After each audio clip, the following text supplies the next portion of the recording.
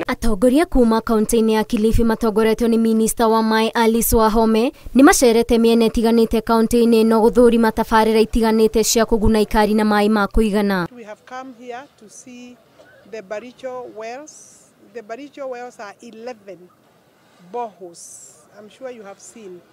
The reason we visited is because there is an ongoing project to protect the wells. With this new project from Baricho to here Kakuyuni, that means the whole pressure of water to Malindi and Kilifi will change. Kaunti ya Mombasa onayo ni kugunika na tabarĩra ĩno ya nyongerera wa maaĩ kuona atĩ ndobori ici ciĩna ũhoti wa kũguna ikari na maaĩ ma kũigana. Gũkũ mũmbunge wa Malindi akĩũria arũgamĩrĩri a honge ici cia maaĩ kũiga kaunti ya Kilifi hamwe na taũni ya Malindi mũhari-inĩ wa mbere kũgunika na maaĩ maya. The capacity they are giving of water is about 11,000 cubic meters of water per borehole per day. That is a lot of water.